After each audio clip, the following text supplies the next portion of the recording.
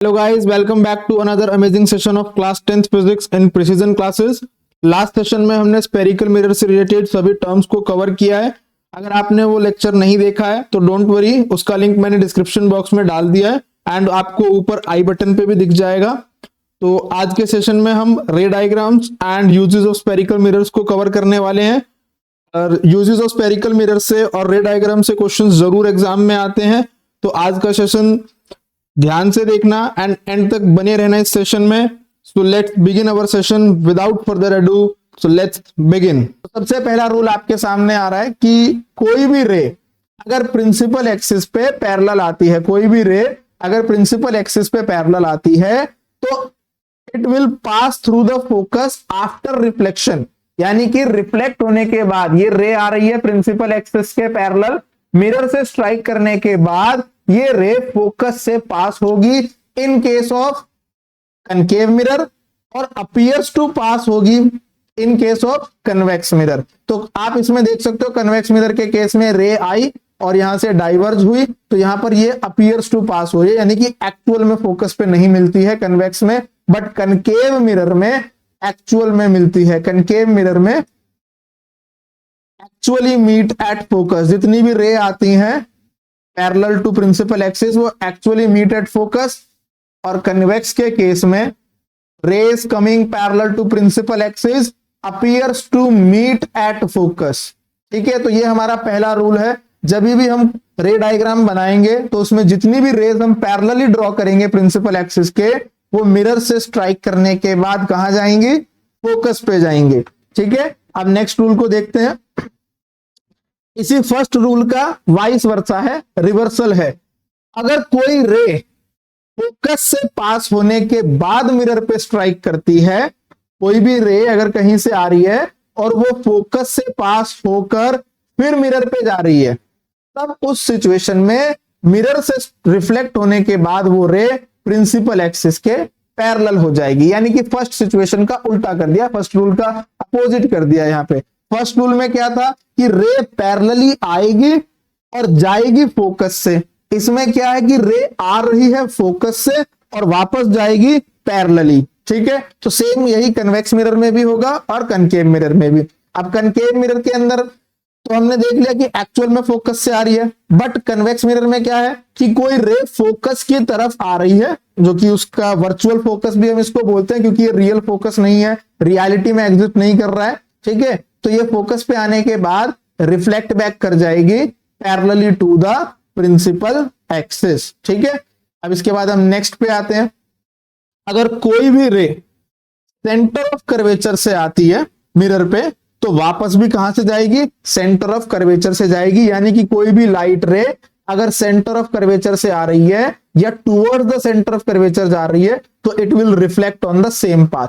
यानी कि रे आई सेंटर ऑफ कर्वेचर से, मिरर से स्ट्राइक करी और वापस भी गई सेंटर ऑफ कर्वेचर पे. यहां पर भी कोई रे मैंने सेंटर ऑफ कर्वेचर के एंगल पे ही स्ट्राइक करी, तो ये वापस यहीं से डाइवर्ज हो जाएगी, यानी सेंटर ऑफ कर्वेचर पे ही वापस चली जाएगी. अब इसके बाद नेक्स्ट और इसका लास्ट रूल, अगर कोई भी रे प्रिंसिपल एक्सिस ऑब्लिकली आ रही है, ऑब्लिकली मतलब कि किसी एंगल के थ्रू आ रही है, it is not coming parallel, किसी एंगल के थ्रू आ रही है और डायरेक्टली पोल पे जाती है. कोई भी रे स्ट्राइक करती है डायरेक्टली पोल पे, तो वो पोल पे जिस एंगल से आ रही है, जितना डिग्री का एंगल वो पोल पे इंसिडेंटली बना रही है, यानी कि आते टाइम बना रही है, उतने ही एंगल से वो रे वापस रिफ्लेक्ट करेगी. ठीक है, सेम यही कन्वेक्स में होगा कि जिस एंगल पे एक रे पोल पे स्ट्राइक करेगी, उसी एंगल से वो रे वापस चली जाएगी. यानी इसमें एंगल आई और एंगल आर को फॉलो किया जाएगा, एंगल ऑफ रिफ्लेक्शन जो है इसमें फॉलो होगा. ठीक है, अब हम कनकेव मिरर के ना कुछ केसेस देखते हैं कि कहां पर हमने ऑब्जेक्ट रखा है और कहां पर हमारी इमेज बनेगी. तो हम पहले एक टेबल देखते हैं. अब यहां पर हमारे पास सबसे पहले ऑब्जेक्ट की पोजीशन है इंफिनिटी पे, तो उसकी इमेज बनेगी फोकस पे, एंड जो साइज होगा वो हाईली डिमिनिश्ड पॉइंट साइज होगा, and nature of the image real and inverted होगी. तो अब मैं इसको आपको ये सभी जो 6 पॉइंट्स हैं यहां पर हमारे पास, इन सभी को मैं आपको ड्रॉ करके बताता हूं कि किस तरीके से आप इन्हें ड्रॉ कर सकते हैं. एग्जाम में आपसे डायरेक्टली ऐसे नहीं बोलेगा रे डायग्राम बनाने के लिए कि ऑब्जेक्ट हमने सी पे रखा है या सेंटर एंड फोकस के centre of curvature and focus के बीच में रखा है, तो इमेज कहां बनेगी, कैसा नेचर होगा, क्या साइज होगा, ये न्यूमेरिकल के फॉर्म में आएगा। तो वो भी हम आगे कवर करेंगे। न्यूमेरिकली आपको वैल्यूज दी जाएंगी कुछ, उन्हीं वैल्यूज से आपको आइडेंटिफाई करना है कि वो सेंटर ऑफ कर्वेचर पे रखा है, फोकस पे रखा है, between focus and centre of curvature है, बिटवीन पोल एंड फोकस है। तो डिफरेंट डिफरेंट सिनेरियोस बनते हैं, बट वो आपको न्यूमेरिकली ही वहां पर आइडेंटिफाई करना पड़ता है। तो वो हम आगे क्वेश्चंस करेंगे, तो वो कंसेप्ट आपको क्लियर हो जाएगा। अभी हम पहले बेसिकली रे डायग्राम बनाना कैसे है वो एक बार देख लेते हैं, ठीक है। तो चलिए हम फर्स्ट केस से शुरू करते हैं। तो फर्स्ट केस में आपको बोला गया है कि जो आपका ऑब्जेक्ट है वो कहां रखा गया है, ऑब्जेक्ट रखा गया है इन्फिनिटी पे। तो ऑब्जेक्ट डिस्टेंस को हम u से रिप्रेजेंट करते हैं, ऑब्जेक्ट डिस्टेंस को हम u से रिप्रेजेंट करते हैं, वो हो गया इन्फिनिटी पे। और इमेज डिस्टेंस, इमेज बतानी है कि इमेज कहां बनेगी। तो इमेज जो है अभी हम देखते हैं कहां पर बनेगी, उसके बाद उसका साइज एंड उसका नेचर बताएंगे। तो हम सबसे पहले कनकेव मिरर के केसेस कर रहे हैं, तो हमने कनकेव मिरर हम ड्रॉ कर लेते हैं पहले।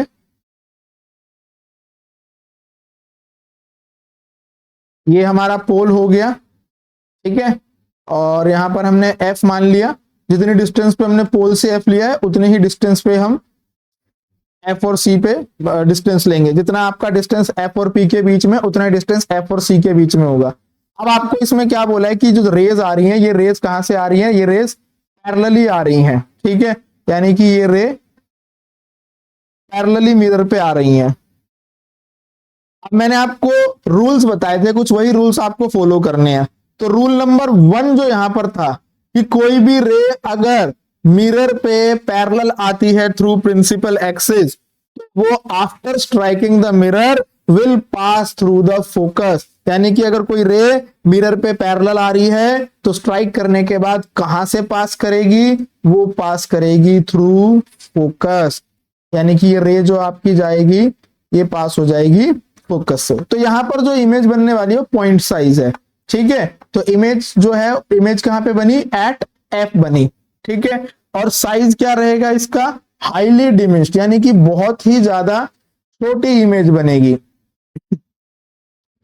एंड इसका नेचर क्या होगा, अब आप क्योंकि देख रहे हैं मिरर के सामने इमेज बन रही है, तो नेचर जो होगा वो होगा रियल एंड इन्वर्टेड, ठीक है। इसका नेचर कैसा होगा, रियल एंड इन्वर्टेड होगा, ठीक है।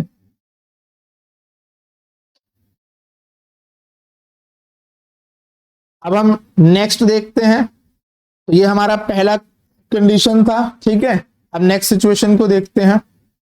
नेक्स्ट सिचुएशन में हम क्या करते हैं, ऑब्जेक्ट को थोड़ा सा और क्लोजर ले आते हैं, ठीक है।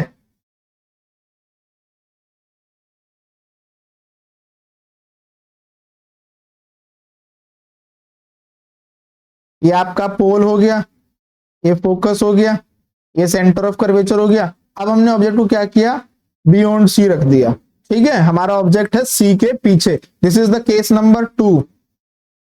आपको ये टेबल जो यहाँ पे बताई गई है उसी के अकॉर्डिंग हम बना रहे हैं बियॉन्ड सी, ठीक है। अब हमने ऑब्जेक्ट को रखा है कहां पे, बियॉन्ड सी रखा है। तो बियॉन्ड सी में अब आपका रेस कैसे कैसे जाएंगी, सबसे पहले अब ऑब्जेक्ट है तो उस ऑब्जेक्ट से एक रे तो पैरेलली पास करेगी। जो रे पैरेलली पास करेगी वो मिरर से स्ट्राइक करने के बाद कहां जाएगी, वो जाएगी फोकस के थ्रू।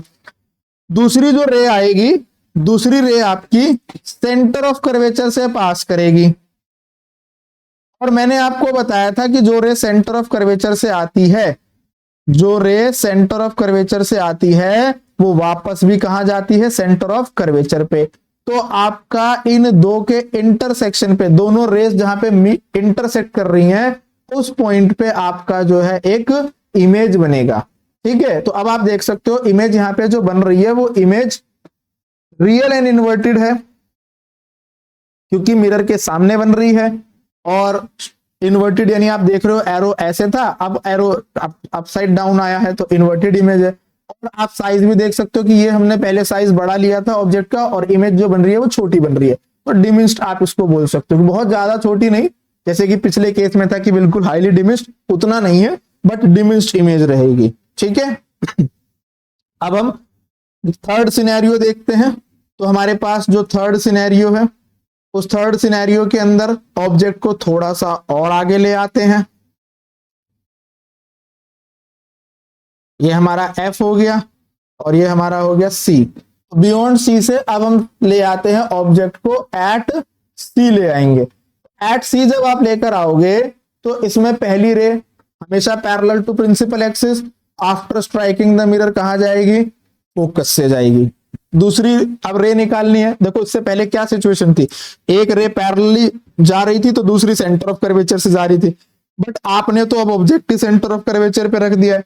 तो अब हम क्या करेंगे, अब हम रूल नंबर 1 के साथ रूल नंबर 2 यूज करेंगे। यानी कि पहला रूल था कि रे अगर पैरेलली आ रही है तो मिरर से स्ट्राइक करने के बाद फोकस पे जाएगी। तो रूल नंबर 2 इसी का अपोजिट था कि अगर इस बार रे फोकस से पास होती है तो आफ्टर स्ट्राइकिंग द मिरर जो है वो कहां जाएगी, वो सेंटर ऑफ कर्वेचर पे जाएगी। ठीक है, सॉरी, अगर वो फोकस से पास हो रही है तो ray parallel to principal axis निकलेगी और यहां पर दोनों ही रेज जो आपकी हैं वो इस पॉइंट पे आके मीट कर रही है। देखो यहां पे मैंने थोड़ा गैप जो है इक्वली नहीं लिया है क्योंकि हम यहाँ पर रूलर का यूज नहीं कर रहे हैं, बट आप जब कॉपी के अंदर इसको बनाएंगे तो वहां पे रूलर का यूज करना। जितना डिस्टेंस आप एफ एंड पी में रखेंगे उतना ही डिस्टेंस सी और एफ में रखना, तो एग्जैक्टली उन्हीं पॉइंट्स पे आपकी जो है रेज आके मीट करेंगी।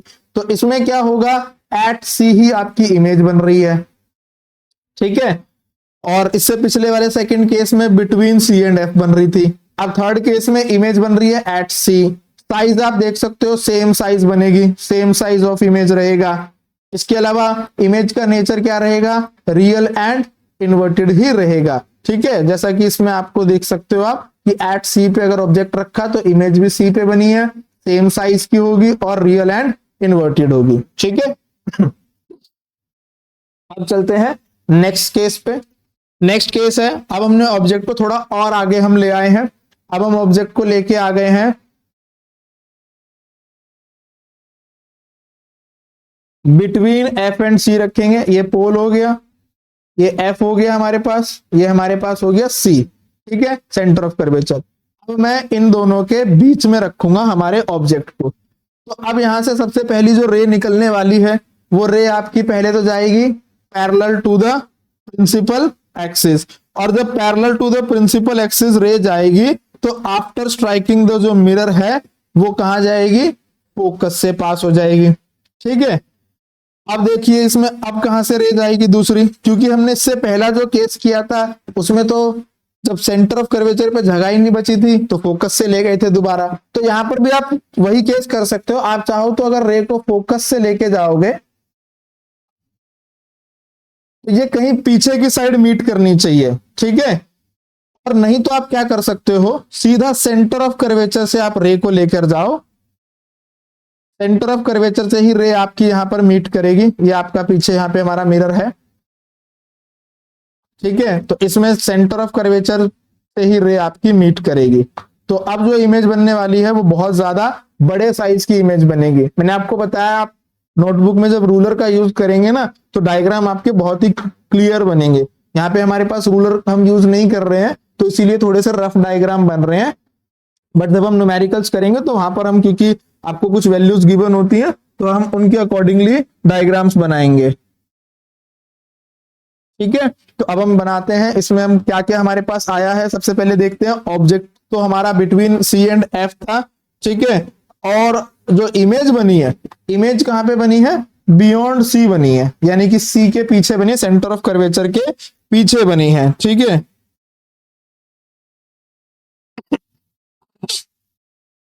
और इसका जो इमेज का जो साइज यहां पर आ रहा है वो आप देख सकते हो बहुत ज्यादा बड़ा आ रहा है, मैग्नीफाइड इमेज बन रही है।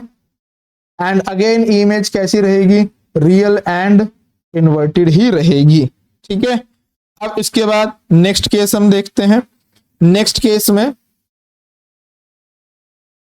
ऑब्जेक्ट को थोड़ा और क्लोजर ले आएंगे। ये हमारे पास पोल है, यहां पे फोकस है और यहां पर है सेंटर। अब सेंटर ऑफ कर्वेचर और फोकस के बीच में था। ठीक है, तो अब हम इमेज को कहां पे रख देंगे, अब हम इमेज को रख देंगे फोकस पे, या सॉरी हमारे ऑब्जेक्ट को अब हम रखेंगे फोकस पे। तो फिर पहली रे तो पैरेलली गई, पैरेलली जाने के बाद कहां गई, फोकस से पास हुई। अब दूसरी रे जो है वो कहां से निकलेगी, इसमें दूसरी रे जो आपकी निकलेगी वो पहले यहां से जाएगी मिरर पे along the orientation of centre of curvature, यानी कि along the angle of centre of curvature, और उसके बाद यहां से वापस निकलेगी सेंटर ऑफ कर्वेचर से ही। तो ये रे जो निकलेंगी ये पैरेलली जा रही हैं, यानी कि ये कहीं दूर जाकर मिलने वाली हैं। तो आपकी जो इमेज बनेगी वो कहां बनेगी, इंफिनिटी पे बनेगी। साइज इसका भी हाईली मैग्नीफाइड आप बोल सकते हो कि हाईली मैग्नीफाइड हो जाएगा और रियल एंड इन्वर्टेड ही रहेगी। ठीक है, अब इसके लास्ट केस पे आते हैं। इसका लास्ट केस सबसे यूनिक और इंपॉर्टेंट है।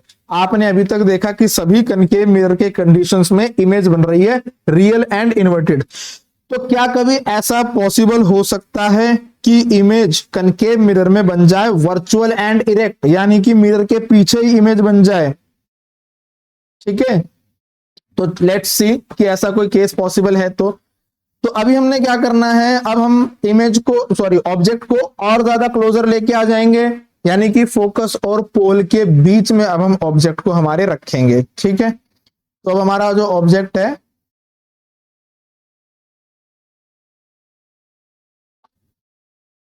ये फोकस हो गया, ये पोल हो गया, ये सेंटर ऑफ कर्वेचर।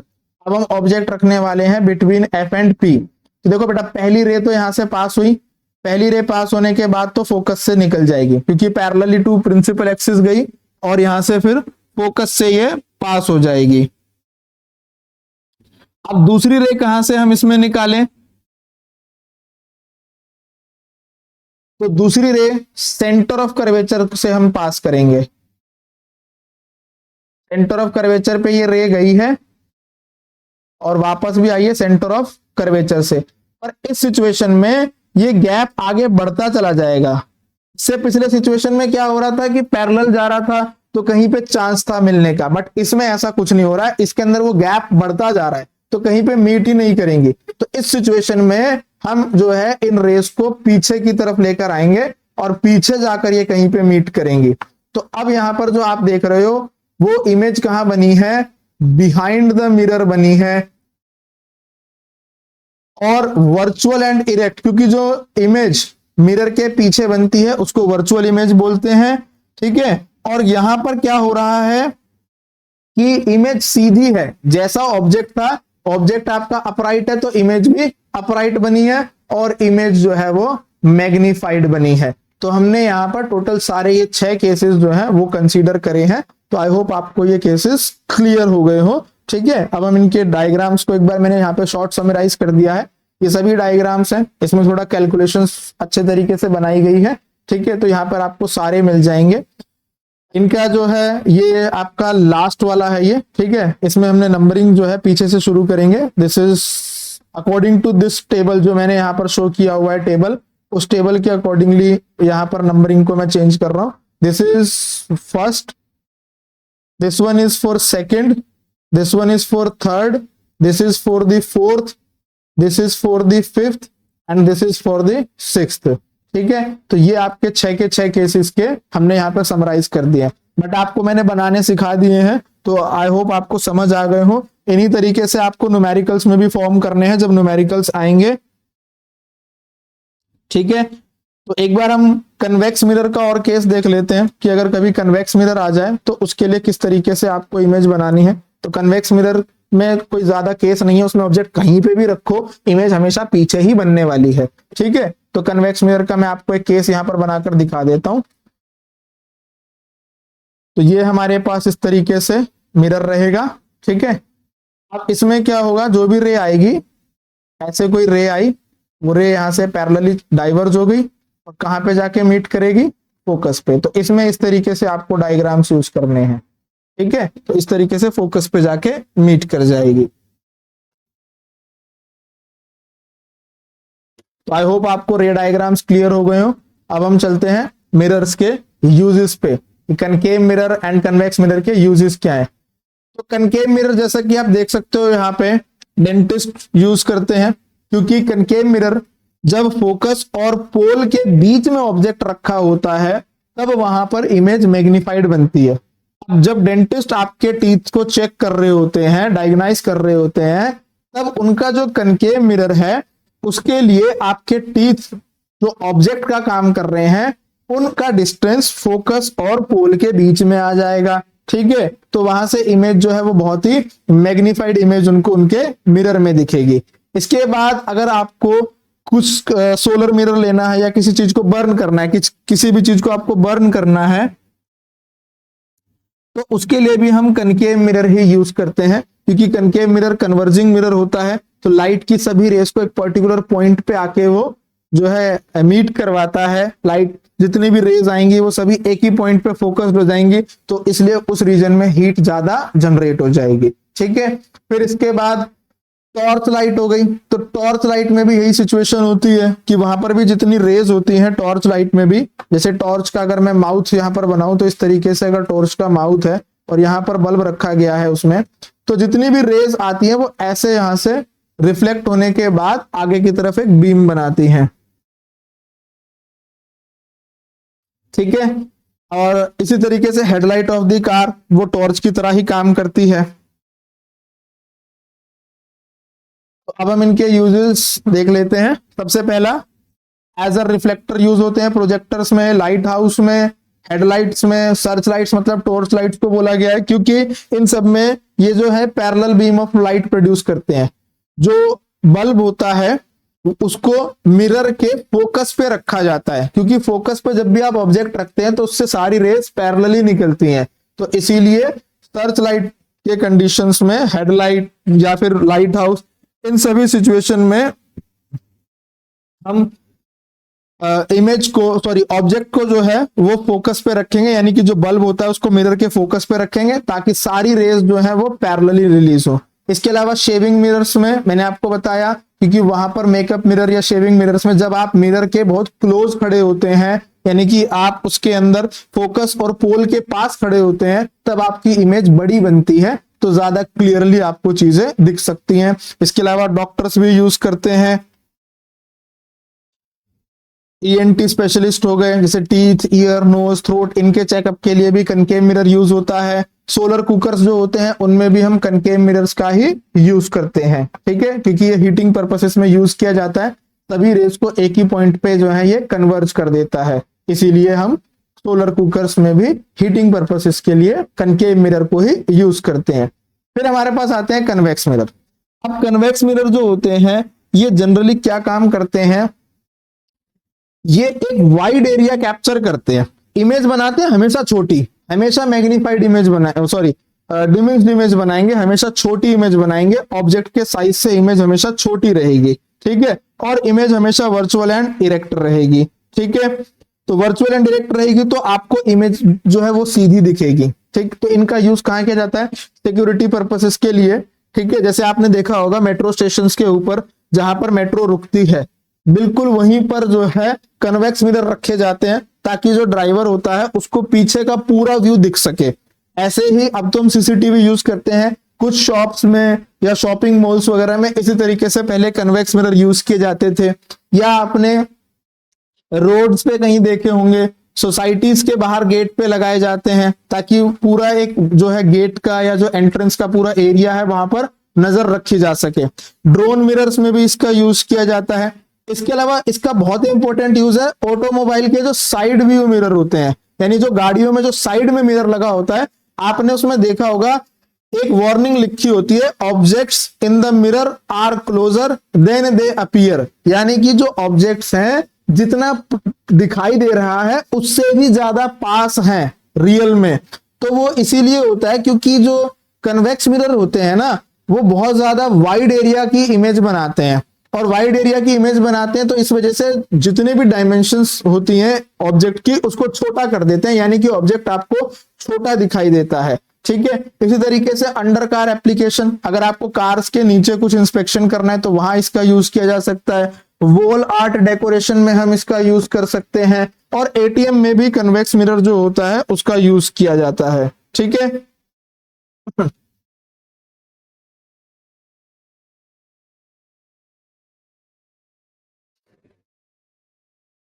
अब इनके यूजेस जो हैं वो देख लेते हैं।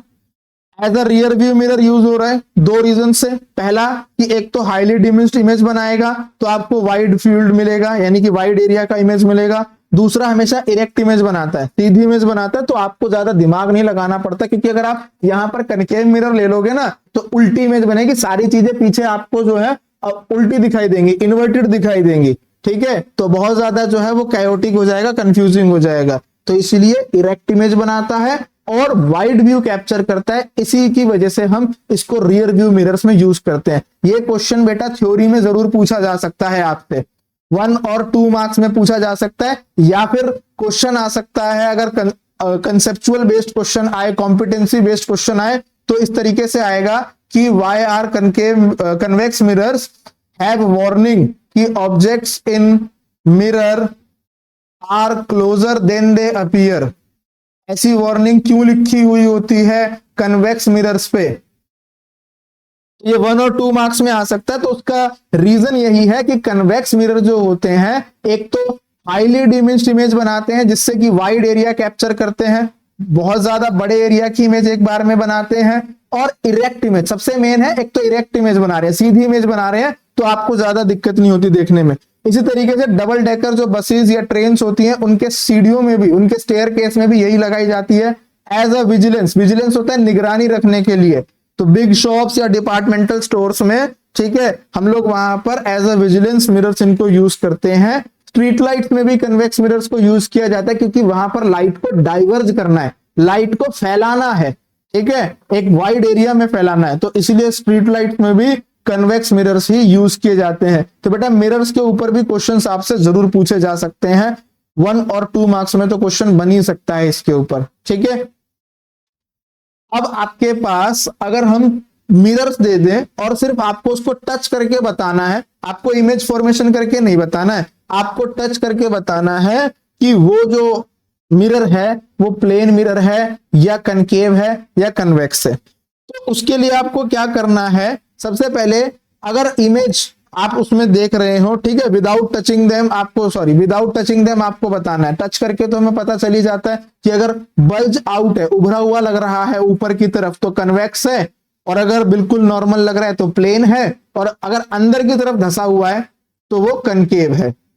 बट अगर बिना टच करे बताना है इमेज के हिसाब से, तो अगर किसी में इमेज हमेशा इरेक्ट बन रही है, इक्वल इन साइज बन रही है, ठीक है, कितना ही दूर ले जाओ ऑब्जेक्ट को तो इमेज के साइज में कोई चेंज नहीं आ रहा, तो वो मिरर कौन सा है बेटा? वो मिरर है फिर प्लेन मिरर। इसी तरीके से अगर इमेज आपकी इरेक्ट बन रही है, सीधी इमेज बन रही है, और मैग्नीफाइड बन रही है, बड़ी भी बन रही है, ठीक है, और इन्वर्टेड भी बन सकती है। अगर आपने मिरर को दूर ले गए, ऑब्जेक्ट से दूर ले गए, तो इन्वर्टेड भी हो गई, इरेक्ट के साथ मैग्नीफाइड हो गई, तो मिरर हो गया कनकेव। बेटा इरेक्ट इमेज दोनों में बनाई जा सकती है, कन्वेक्स में और कनकेव में। कन्वेक्स में तो हमेशा ही इरेक्ट बनती है, और कनकेव में एक ही सिचुएशन है जहां पर इरेक्ट बनती है, और वो सिचुएशन है कि जब object between P and F हो, यानी कि between pole and focal length हो, ठीक है, तभी इरेक्ट बनती है। बट दोनों में डिफरेंस क्या है? कनकेव मिरर में इरेक्ट तो बनती है बट बड़ी इमेज बनती है, मैग्नीफाइड बनती है, जबकि कन्वेक्स मिरर में हमेशा इरेक्ट के साथ कैसी इमेज बनती है? डिमिनिश्ड इमेज बनती है, डिमिनिश्ड इमेज बनती है, यानी कि छोटी इमेज बनती है। ठीक है, और मिरर को कहीं ले जाओ, यानी कि ऑब्जेक्ट डिस्टेंस कितना ही चेंज कर दो, इमेज आपकी इरेक्ट ही रहेगी और डिमिनिश्ड ही रहेगी, तो वो कन्वेक्स है। बट अगर ऑब्जेक्ट डिस्टेंस चेंज करने से इरेक्ट से इन्वर्टेड हो गई, तो फिर वो कौन सी है? वो है फिर कनकेव मिरर। ठीक है, आई होप आपको इतनी चीजें क्लियर हो गई हो। ठीक है, आज के लिए इतना ही। आई होप आपको आज का सेशन पसंद आया हो। पसंद आया तो लाइक कीजिए, शेयर कीजिए, एंड अगर आपको कोई डाउट है तो कमेंट कीजिए, और चैनल पे आप न्यू है तो सब्सक्राइब कर लीजिए, और बिना बेल आइकन प्रेस किए नहीं जाना, ताकि हमारी वीडियोस की नोटिफिकेशन आपको मिलती रहे। एंड हमारी ऐप प्ले स्टोर पे आ चुकी है। अगर आपको फ्री में study material and test series join करनी है तो आप अभी हमारी ऐप डाउनलोड कर लीजिए, जिसका लिंक मैंने डिस्क्रिप्शन बॉक्स में मेंशन कर दिया है। एंड आप स्टडी मटेरियल हमारी वेबसाइट से भी डाउनलोड कर सकते हैं, उसका भी लिंक मैंने डिस्क्रिप्शन बॉक्स में ही मेंशन कर दिया है। तो मिलते हैं नेक्स्ट सेशन में वेरी सून। तब तक के लिए गुड बाय, टेक केयर, मस्ती करो बट पढ़ाई भी।